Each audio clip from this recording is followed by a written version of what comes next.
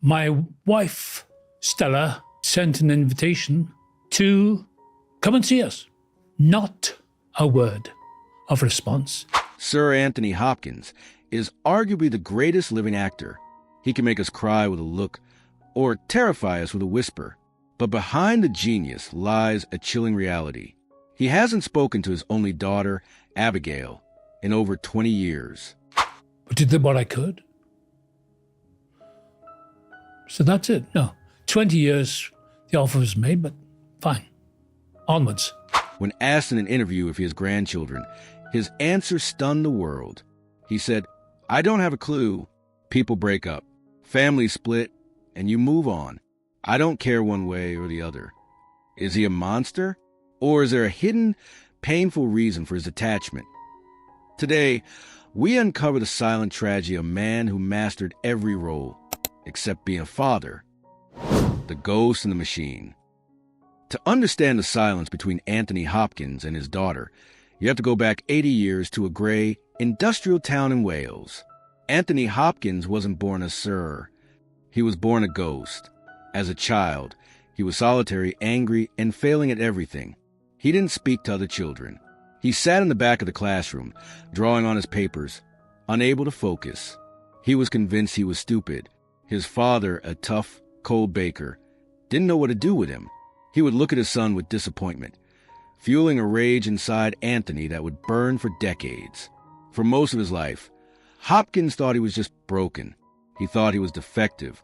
He described his childhood self as a distinct entity, separate from the rest of the human race. While other children played, he observed.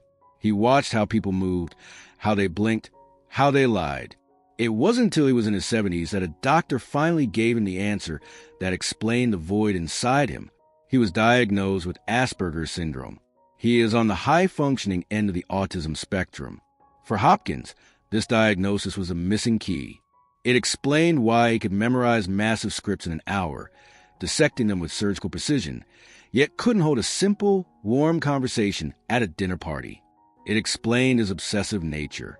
It explained his inability to connect with human emotion in a messy, real-time way. People with Asperger's often experience the world as a chaotic assault on the senses. Small talk isn't just boring. It is physically exhausting. Eye contact can feel like a threat.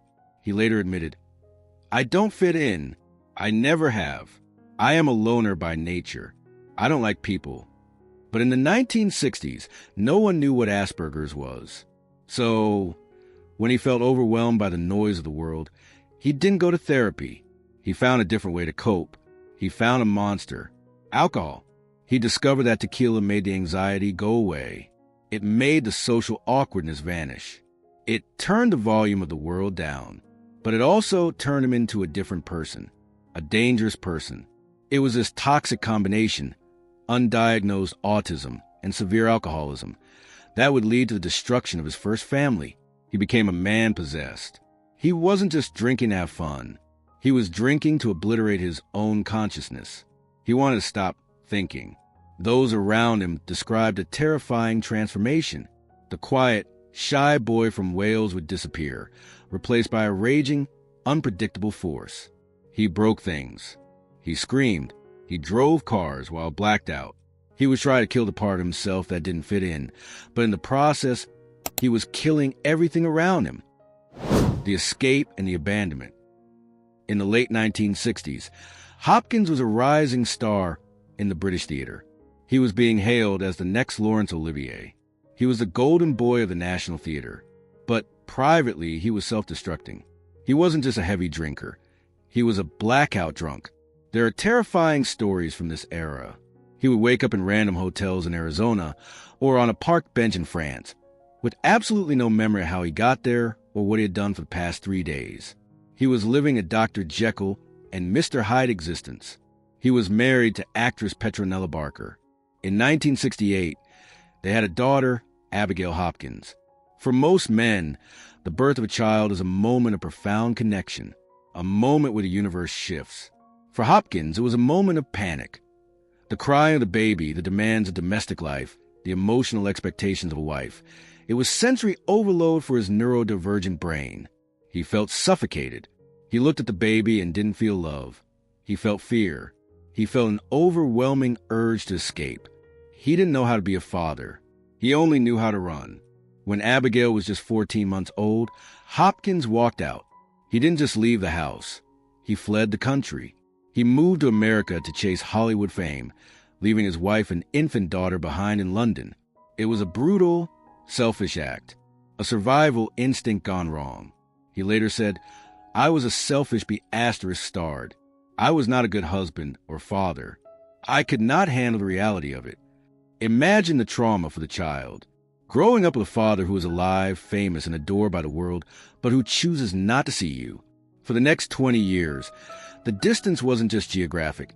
It was emotional. He sent money, but he didn't send love. He was busy becoming Anthony Hopkins, the movie star. He was busy fighting his own demons. He eventually got sober in 1975, finding God in Alcoholics Anonymous in a moment of desperation. He famously woke up in a hotel room in Phoenix, not knowing how he got there, and realized he was going to die if he didn't stop. But sobriety didn't fix the broken bridge with his daughter. Sobriety saved his life, but it didn't restore his empathy.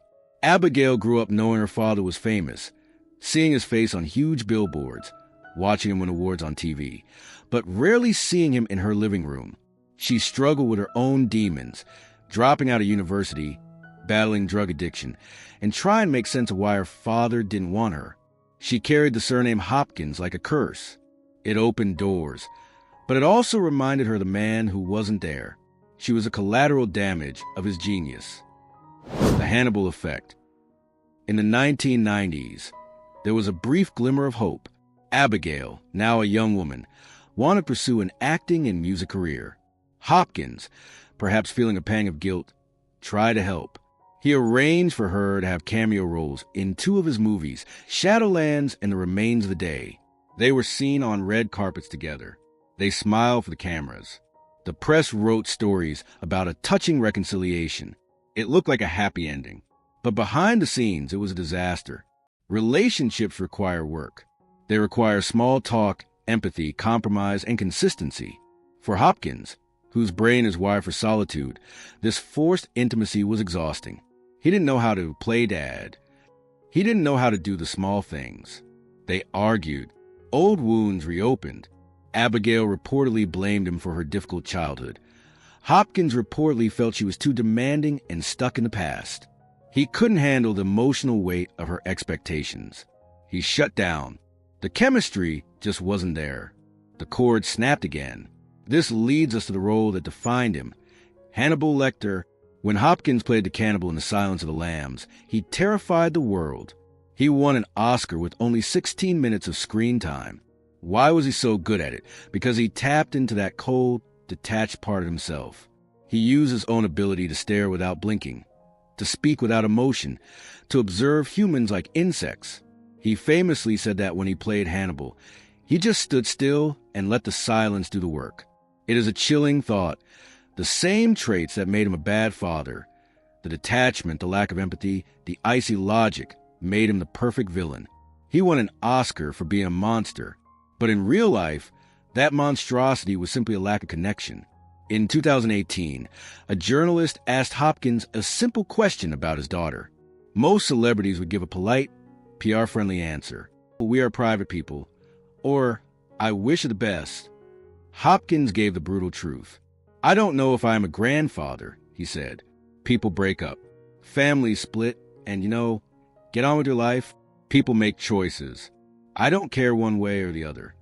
When the journalist suggested that his answer sounded cold, Hopkins didn't back down. "Well, it is cold, because life is cold," he replied. This moment went viral. The world saw a father rejecting his child with shrug. But to experts on Aspergers, it sounded like a man who simply lacks a capacity for typical emotional attachment.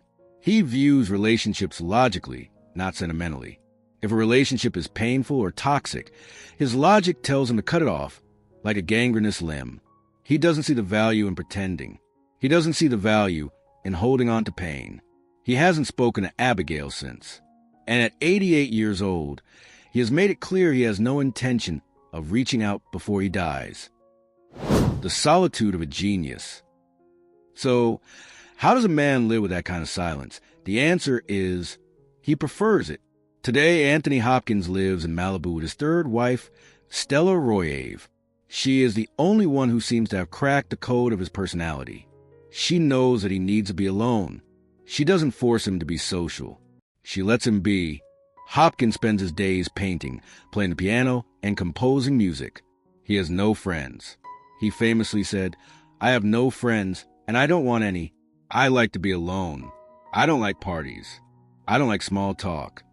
While other actors his age are desperate to stay relevant, attending galas and giving interviews, Hopkins is content in his fortress. He finds peace in objects, not people. He finds joy in cats, in colors and melodies. He posts videos on Instagram where he dances wildly or makes strange faces. Some people think he is losing his mind, but the truth is, he is just finally free. He doesn't care what you think of him. He doesn't care if you think he is a bad father. He doesn't care if you think he is crazy. He has reached a state of nihilistic peace. He believes that nothing really matters in the end. So we might as well enjoy the moment. There is a sadness to it. Yes, it is sad to think of a daughter who will never get closure from her father. It is sad to think of grandchildren who will never know their grandfather. But for Hopkins, family isn't a biological obligation. It is a choice, and he chose solitude. He has accepted his nature. He knows he is not a warm person. He knows he is better at playing a human being on screen than being one in real life.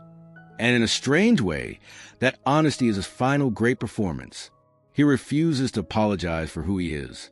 He refuses to fake a tear for the cameras. He is the anti-celebrity. He is raw, unfiltered, and completely alone. The Silence of the Lamb. Sir Anthony Hopkins is 88 years old. He has won 2 Oscars. He has been knighted by the Queen. He is an icon. But when the lights go out and the applause fades, he is just a man sitting alone in a room, painting. His story forces us to ask uncomfortable questions. Can a man be a great artist and a bad person? Is it better to be honest about your lack of love, or to fake it for the sake of society? Hopkins chose honesty. He chose to be the villain in his daughter's story, so he could be the hero of his own sanity. We may judge him. We may call him cold. But he doesn't care. He has accepted his fate. He is waiting for the end with a shrug and a smile. As he once said, "I expect nothing and I accept everything." And it makes life so much easier. What do you think?